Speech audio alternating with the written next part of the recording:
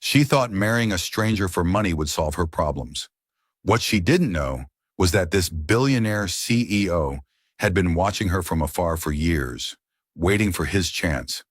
Their fake marriage was about to become the most real thing in both their lives. Before we dive into this incredible story of hidden love and second chances, make sure to subscribe and hit that notification bell. Trust me, you won't want to miss how this story unfolds. Now let me tell you about the day everything changed for her. Let me tell you about Kendra Williams and how her worst day became the beginning of the most extraordinary love story I've ever witnessed. Sometimes life has to break you completely before it can give you everything you never knew you needed. It was a cold Tuesday morning in October when Kendra's world fell apart. She'd been with Kevin for 5 years, living together for 3 of those, planning a future that suddenly crumbled in a 20-minute conversation over coffee.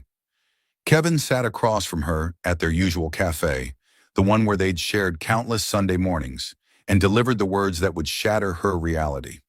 "I've been seeing Michelle," he said, not even having the decency to look her in the eyes. "From work. We're moving in together next month." The casualness of his tone was what hurt most. 5 years reduced to a simple announcement, like he was telling her about a change in the weather. Kendra sat there, her coffee growing cold, watching the man she'd planned to marry explain how she just wasn't ambitious enough for him, how Michelle understood his career goals better. The cruelest part? Kendra had been planning to surprise him with news of her promotion at the marketing firm where she worked. She'd finally gotten the coordinator position she'd been fighting for, with a salary bump that would let them start saving for the house they'd talked about. But as Kevin walked away, leaving her sitting alone in that cafe, the promotion felt meaningless. Within 2 weeks, Kendra's life completely unraveled. Kevin had been the primary name on their lease, and when he moved out, she couldn't afford the rent on her own. Her salary, which had seemed like such a victory, barely covered her student loans and car payment, let alone the expensive apartment they'd chosen together. She tried to find a roommate, put ads online, asked friends, but nothing worked out in time. The eviction notice came on a Friday. By Sunday, she was loading her belongings into a U-Haul, moving back into her childhood bedroom at her mother's house in the suburbs. At 28 years old, Kendra felt like a complete failure. Her family meant well, but their concern felt like judgment. Her mother would make comments about how maybe this is a blessing in disguise, and how she could focus on finding the right man now. Her sister would share stories about her own happy marriage and successful career, always ending with pointed questions about Kendra's plans. Sunday dinners became interrogations about her dating life, her career prospects, her future. The worst part was the silence from her old social circle. Kevin had somehow kept most of their mutual friends, and Kendra found herself increasingly isolated. She'd scroll through social media, watching former friends post pictures at gatherings she wasn't invited to, seeing Kevin looking happy with Michelle at the same restaurants where he'd once taken her. For 3 months, Kendra struggled. She threw herself into work, staying late every night, taking on extra projects, anything to avoid going home to face more well-meaning questions from her family. She applied for other apartments, but her credit had taken a hit from some late payments during the transition, and landlords kept turning her down. That's when the phone call came. It was a Wednesday afternoon, and Kendra was at her desk trying to focus on a campaign proposal when her phone rang. The caller ID showed a number she didn't recognize, and normally she would have let it go to voicemail, but something made her answer. "Miss Williams? This is Thomas Bradley from Bradley and Associates Law Firm. I have an unusual proposition for you, and I'd like to schedule a meeting if you're available." The voice was professional, formal, and completely mysterious. Kendra almost hung up, thinking it was some kind of scam, but the lawyer quickly explained that he represented a client who needed someone for what he called a contractual marriage arrangement. The words sounded so bizarre that Kendra found herself agreeing to meet, more out of curiosity than any real interest. 2 days later, she sat in a sleek downtown law office, facing a man in his 60s who looked like he'd walked out of a legal drama. Thomas Bradley had silver hair, an expensive suit, and the kind of serious demeanor that made you believe everything he said was incredibly important. "My client is a successful businessman who finds himself in need of a wife for legal purposes," Bradley explained, sliding a thick folder across his mahogany desk. His grandfather's will contains a clause requiring marriage before his 33rd birthday in order to inherit the family business. He's chosen to handle this as a business transaction rather than rush into an emotional entanglement. Kendra stared at the folder like it might explode. I'm sorry, are you talking about, like, a fake marriage? That's illegal, isn't it? Not fake, Bradley corrected. Legally binding, but temporary. The contract would be for exactly 1 year. You would marry my client, maintain separate residences, have no contact during the marriage period, and divorce quietly after 12 months. In exchange, you would receive $2 million paid in full upon signing. $2 million. The number hit Kendra like a physical force. She could pay off her student loans, buy a house, start her own business, never have to worry about rent or money again. It seemed too good to be true, which meant it probably was. What's the catch? She asked, because there had to be one. No catch, simply conditions. Complete discretion, no contact with my client during the marriage, no social media posts about the arrangement, and no attempts to extend the contract or claim any additional assets. After 1 year, you walk away with your payment and your freedom? Bradley explained that she'd been selected from a list of candidates based on specific criteria. Unmarried, no serious relationships, professional background, and what he diplomatically called appropriate demographics for the family situation. Kendra didn't love being reduced to a checklist, but $2 million was $2 million. She took the contract home, spent 3 sleepless nights reading through every word, even consulted with a lawyer friend who confirmed it was legitimate. The marriage would take place the following Friday at City Hall, just her, the groom, and 2 witnesses from the law firm. She wouldn't even need to plan anything. On the morning of her wedding day, Kendra stood in front of her bedroom mirror, wearing a simple navy dress she'd bought for job interviews, and wondered what she was doing with her life. But then she thought about the eviction notice, the humiliation of moving back home, Kevin's face when he told her she wasn't ambitious enough, and she grabbed her purse. The courthouse was as impersonal as promised. Bradley met her at the entrance with another lawyer she didn't recognize, and they walked through the security checkpoint like they were there to pay a parking ticket. The ceremony was scheduled for 10 a.m. in a small room that looked more like a conference space than anywhere you'd expect to get married. That's when she first saw him. Christopher Kane stood with his back to the door, tall and broad-shouldered, in a perfectly tailored black suit. His dark hair was neat but not rigid, and when he turned around, Kendra felt something she hadn't expected. Her breath catch in her throat. He was handsome, absolutely, but there was something else. Something about the way his dark eyes met hers. Like he was seeing more than just a stranger he was about to marry for money. "Miss Williams," he said, extending his hand. His voice was deep, warm despite the formal setting. "Thank you for agreeing to this arrangement." Up close, he was even more striking. There was something familiar about him, though Kendra couldn't place what. Maybe he just had one of those faces, or maybe she was nervous and imagining things. They shook hands and she noticed his grip was firm but gentle, like he was being careful not to hurt her. The ceremony itself lasted maybe 10 minutes. They repeated words that should have meant everything and instead meant nothing, slipped simple gold bands onto each other's fingers, and signed papers that made them legally married strangers. The judge pronounced them husband and wife, but nobody kissed, nobody celebrated. Bradley handed Kendra an envelope containing a cashier's check. Christopher nodded politely and walked away, and just like that, she was married and alone. For the first time in months, Kendra felt like she could breathe. She deposited the check, paid off every debt she had, and started looking for her own place. Not an apartment this time, but a house. Something that belonged to her, where no one could make her leave. She found a beautiful townhouse in a neighborhood she'd always dreamed of living in, with hardwood floors and a kitchen island, and windows that let in enough light to grow plants. For the first time since Kevin left, she felt hopeful about her future. But the strangest thing started happening about a month after the wedding. Kendra began noticing a man everywhere she went. It started at the coffee shop near her new house. She'd gone in for her usual morning latte, and there he was, sitting by the window with a newspaper and his own coffee. Tall, handsome, with the kind of confident presence that made people look twice. He glanced up when she walked in, smiled politely, and went back to reading. She might not have thought anything of it, except she saw him again 2 days later at the grocery store, and again that weekend at the farmer's market downtown.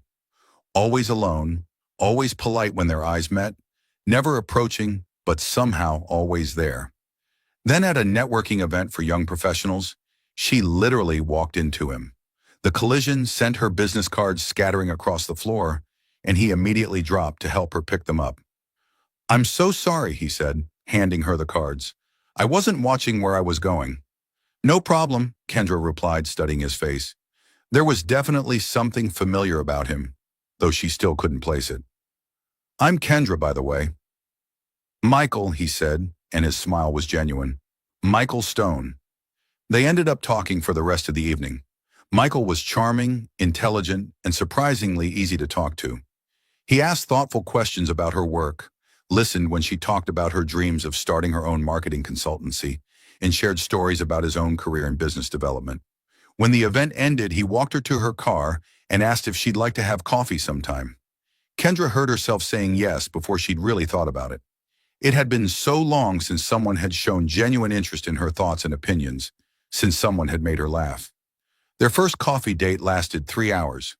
Kendra found herself opening up to Michael in ways that surprised her.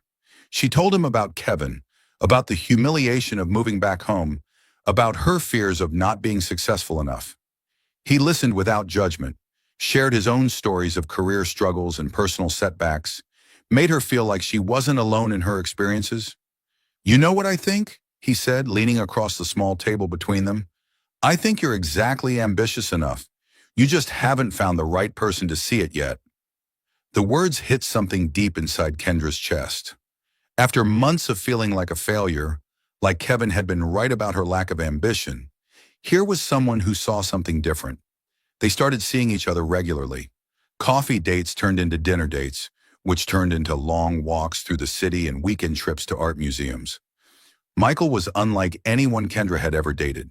He was successful but not arrogant, confident without being controlling, and he seemed genuinely fascinated by her thoughts and dreams. The weird thing was, good things started happening in other areas of her life too. The business loan she'd applied for to start her consultancy, which had been languishing in bureaucracy for months, suddenly got approved. Her former boss called to offer her freelance work at a rate significantly higher than what she'd been making full-time. A potential client she'd been trying to land for weeks suddenly called to say they wanted to hire her. Kendra mentioned the string of good luck to Michael one evening over dinner. They were at a small Italian place that had become their regular spot, sharing a bottle of wine and talking about their weeks. "Maybe it's not luck," he said, reaching across to touch her hand. "Maybe you're just finally in a position to recognize opportunities that were always there." 6 months into their relationship, Kendra realized she was falling in love. Michael made her feel cherished, understood, like she was the most interesting person in any room. He remembered details about her work, surprised her with her favorite flowers, and supported her business dreams in ways Kevin never had. The only strange thing was that he was oddly private about certain aspects of his life. He never invited her to his place, always suggesting they meet at hers or go out somewhere. He was vague about his work, always deflecting when she asked too many questions about his company or his colleagues. Sometimes his phone would ring, and he'd excuse himself, having quiet conversations she couldn't hear. But Kendra was happy enough not to push. After Kevin's betrayal, she appreciated being with someone who wasn't demanding or controlling, who seemed content to let their relationship develop naturally. Then 11 months after her courthouse wedding, Bradley called.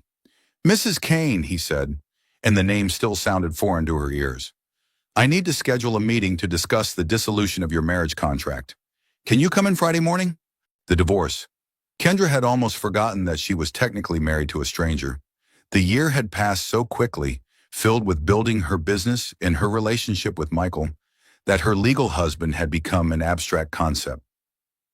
Friday morning, she dressed professionally and drove to Bradley's office, expecting the same impersonal efficiency that had characterized the original arrangement. She'd sign some papers, hand back the wedding ring she'd kept in a jewelry box for the past 11 months, and officially become single again.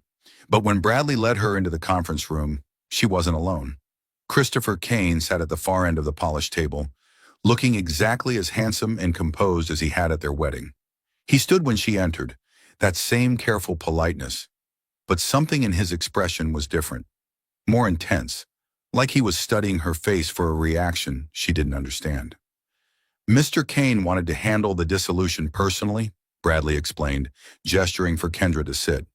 There are a few final details to discuss before we can proceed with the divorce. Kendra took a seat across from Christopher, trying to process the strangeness of the situation. Here was her legal husband, a man she'd seen for maybe 30 minutes total, sitting across from her like they were business partners, wrapping up a deal.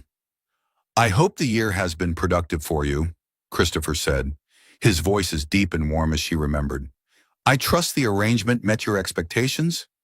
Yes, thank you, Kendra replied. It was exactly what I needed. Something flickered across his face, too quick to interpret. I'm glad to hear that. I wondered sometimes how things were working out for you. The comment struck her as odd. According to the contract, they weren't supposed to have any contact or knowledge of each other's lives during the year. But before she could ask what he meant, Bradley was shuffling papers and explaining divorce procedures. That's when Christopher said something that stopped her cold. I hope Michael has been treating you well. The words hit Kendra like ice water. She stared across the table at this man she barely knew, who had just mentioned her boyfriend by name. A boyfriend he shouldn't know existed, shouldn't know anything about. I'm sorry, what did you just say? Christopher's composure cracked slightly. He glanced at Bradley, who was suddenly very interested in his paperwork, then back at Kendra. I said I hope things have been going well for you. No, you said Michael. You said Michael's name. Kendra's voice was rising, panic creeping in. How do you know about Michael? The silence in the room stretched uncomfortably long. Christopher ran a hand through his hair, destroying his perfect composure. And for the first time since she'd met him, he looked uncertain. I can explain, he said finally. Then explain. Right now. Christopher looked at Bradley again, who nodded and quietly left the room. When they were alone, Christopher moved to the chair beside Kendra instead of across from her. There is no Michael Stone, he said quietly. The words didn't make sense. Kendra stared at him, trying to process what he'd said. What do you mean there's no Michael? I mean Michael Stone doesn't exist. I made him up. Christopher's voice was gentle, like he was trying to deliver terrible news as softly as possible. Michael is me. The world tilted sideways. Kendra gripped the arms of her chair, trying to anchor herself as her mind raced through months of memories. Michael's face, his voice, the way he smiled at her across coffee shop tables. Christopher's face right now, watching her with an expression of desperate hope and terrible regret. They were the same person. That's impossible, she whispered. But even as she said it, pieces were falling into place. The familiarity she'd felt when she first saw Christopher. Michael's reluctance to talk about work, his refusal to let her see his place, the way he seemed to appear everywhere she went, like he somehow always knew where she'd be. I know how it sounds, Christopher said, but I need you to understand, it wasn't supposed to happen like this. I wasn't supposed to fall in love with you. Fall in love? Kendra stood up abruptly, pacing to the window. You've been lying to me for 6 months. You made up an entire person, made me believe I was dating someone else while I was married to you. How is that love? Christopher stood too, but kept his distance. Because I've been in love with you for 8 years. The admission hit her like a physical blow. 8 years. She turned from the window to stare at him. What are you talking about? We met a year ago at the courthouse. No, we met at Northwestern in Professor Martinez's business strategy class. You sat 3 rows ahead of me, always asked the smartest questions, always had your hand up first when he posed problems to solve. Kendra's mind flashed back to college, to that classroom, trying to remember. There had been a quiet guy who sat in the back, dark hair, always listening but rarely speaking. She'd noticed him because he seemed to be paying attention to everything, taking notes even when other students were clearly browsing social media. You never said anything to me. I tried to, 100 times, But you were always surrounded by friends, always busy, always dating someone who seemed more confident than I felt. I was just the shy guy from the scholarship program, working nights to pay for school. You were brilliant and beautiful and completely out of my league. Christopher moved closer, his voice growing more emotional. I watched you give presentations that should have gotten you job offers on the spot. I saw how hard you worked, how much you cared about everything you did. And then graduation happened, and you were gone, and I thought I'd missed my chance forever. So you what, stalked me for 8 years? I followed your career, he admitted. Social media, company websites, professional networking events. I built my business, partly hoping our paths would cross again someday. When I needed someone for this marriage arrangement, I thought of you. I knew you were going through a difficult time with your breakup, and I thought maybe I could help. The manipulation of it all was staggering.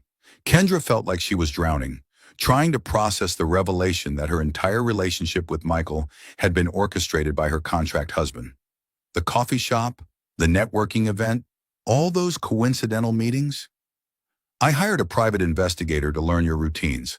I'm not proud of it, but I just wanted a chance to talk to you, to see if you might feel something for me if you got to know me. Under false pretenses, you lied about your name, your job, everything. I lied about the details, but I didn't lie about my feelings. Every conversation we had, every moment we spent together, those were real. My feelings for you are real. Christopher stepped closer, and Kendra could see the desperation in his eyes. The business loan that got approved? I co-signed it. The freelance work from your old company? I'm a silent investor there. I suggested they hire you. I've been trying to support your dreams without you knowing, because I remember how independent you always were, how much you hated accepting help. Each revelation felt like another betrayal. Everything good that had happened to her in the past year, she'd thought she'd earned through her own hard work and determination. To learn that it was all orchestrated by a man she barely knew felt devastating. You've been controlling my entire life, she said, tears starting to blur her vision. Everything I thought I accomplished, everything I thought I built for myself, it was all you pulling strings behind the scenes. No, Christopher said urgently. I opened doors, but you walked through them. I got you the meeting with the loan officer, but you had to convince him your business plan was worth investing in. I suggested they consider you for freelance work, but you're the one who delivered results that made them want to hire you full-time. I gave you opportunities, Kendra, but your talent and determination are what made them successful. Kendra sank back into her chair, overwhelmed. The man she'd been falling in love with didn't exist. The marriage she'd forgotten about was to someone who'd been manipulating her life from the shadows. Everything she thought she knew about the past year was a lie. I need time to think, she said finally. I can't process this right now. Of course. I understand this is a shock. Christopher returned to his seat, giving her space. Bradley can handle the divorce paperwork whenever you're ready. There's no rush. I want the divorce as soon as possible, Kendra said firmly. I want out of this arrangement. Something painful flashed across Christopher's face, but he nodded. Whatever you need. Kendra gathered her purse and headed for the door, then turned back. And I don't want to see Michael anymore. Or you. I don't want any contact at all. I understand. She left the law office in a daze, drove home to her beautiful townhouse that she now knew she couldn't really afford on her own, and cried harder than she had since the day Kevin left her. For 2 weeks, Kendra barely left the house. She canceled meetings with clients, ignored calls from friends, and spent most of her time trying to figure out what was real in her life and what had been manipulated by Christopher. The hardest part was missing Michael, missing a person who had never actually existed. She'd fallen in love with a fiction, but the more she thought about it, the more she realized that wasn't entirely true. The conversations they'd had, the way he'd made her laugh, the support he'd given her dreams, those feelings had been real, even if the context was a lie. And slowly, other memories started surfacing. The quiet guy from her college class who she'd occasionally caught watching her with what she'd thought was academic interest. The way his questions, when he did speak, showed he'd been listening more carefully than anyone else. How he'd once picked up her pen when she dropped it. handed it back with a shy smile she'd found charming, but hadn't thought about again until now. Christopher Kane had been in love with her since college. For 8 years, he'd carried feelings for her that he'd been too scared to act on directly. The marriage contract, the elaborate charade with Michael, it was all the desperate action of someone who'd spent nearly a decade thinking about a woman who didn't know he existed. It was manipulative and wrong and completely over the line, but it was also the most romantic thing anyone had ever done for her. 3 weeks after the confrontation in Bradley's office, Kendra made a decision. She drove to Christopher's office building, a gleaming downtown tower she'd seen 100 times but never connected to Michael. The receptionist was clearly surprised when she asked to see Christopher Kane without an appointment, but a quick phone call got her an immediate meeting. Christopher's office was on the 40th floor, with floor-to-ceiling windows overlooking the city. He stood behind his desk when she entered, his face carefully neutral, like he was bracing himself for another confrontation. "Kendra, I wasn't expecting to see you. I've been thinking about everything you told me," she said, staying near the door. "About college, about the past year, about why you did what you did." He waited, not moving, giving her space to speak. "It was wrong," she continued, "lying to me, manipulating my life, making me fall in love with someone who didn't exist. I'm still angry about that." Christopher nodded. "You have every right to be. But I've also been thinking about Michael, about the man I fell in love with, even if he wasn't real. And I realized something." She stepped further into the room, watching his expression carefully. "Michael might not exist, but the person I was getting to know through him does. The way you listened to my dreams, supported my ambitions, made me feel valued. That was you, the real you." Hope flickered in Christopher's eyes, but he didn't move. "Kendra, I'm not done," she said. "8 years ago, I was so focused on school and my career plans that I probably wouldn't have noticed if you tried to ask me out. I was dating guys who talked a lot but didn't really listen, who saw my ambition as competition instead of something to celebrate. I wasn't ready for someone like you." She moved closer to his desk. "But now I am. Now I know what it feels like to be with someone who truly sees me, who wants me to succeed, who thinks my dreams are worth supporting." "What are you saying?" Kendra reached into her purse and pulled out the simple gold wedding band she'd kept in a jewelry box for 11 months. "I'm saying I don't want the divorce. I want to start over, but this time for real. No contracts, no fake names, no manipulation. Just Christopher and Kendra, seeing if what we felt as Michael and Kendra was real enough to build on." Christopher stared at the ring in her palm. "Are you sure? After everything I put you through, all the lies, I'm sure. But there are conditions." He waited. "Complete honesty from now on. No more orchestrating coincidences or pulling strings behind the scenes. If you want to help me with something, you ask directly. And we take this slow. Real relationship pace.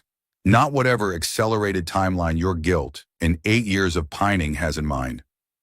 Christopher walked around his desk to stand in front of her. "I can do that. All of that. And you have to tell me about college. All the times you wanted to talk to me, what you were thinking, what made you fall for the girl who sat 3 rows ahead of you in business class." For the first time since she'd known him, Christopher Kane smiled like someone who'd just been given everything he'd ever wanted. "I can definitely do that," he said. "It might take a while, though." 8 years is a lot of story to tell. Kendra slipped the wedding ring back onto her finger, where it had belonged all along without her knowing it. "We have time." 1 year later, they had a real wedding, not in a courthouse with strangers as witnesses, but in the garden of the house they'd bought together, surrounded by family and friends who'd watched their unusual love story unfold. Kendra's business was thriving, completely through her own efforts now, though Christopher had proven to be her most enthusiastic supporter and occasional consultant. The best part was when Kevin showed up at their engagement party, having heard through mutual friends about Kendra's marriage to a billionaire. He spent the entire evening trying to get her attention, making comments about how he'd always known she had potential, how he regretted how things had ended between them. Kendra listened politely and then introduced him to her husband, the man who'd loved her quietly for 8 years and loudly for one more, who'd seen her ambition as a gift rather than a threat. and who'd been willing to orchestrate an elaborate fake marriage just for the chance to know her. Sometimes the most real love stories start with the most unreal circumstances. Sometimes you have to marry a stranger to find out he's been the right person all along. And that's how a fake marriage became the most real love story ever. Sometimes love finds us in the most unexpected ways when we need it most. If this story touched your heart, smash that like button and subscribe for more incredible tales. What would you do if you discovered your contract husband had been your secret admirer all along? Let me know in the comments below. Thanks for watching, and I'll see you in the next story.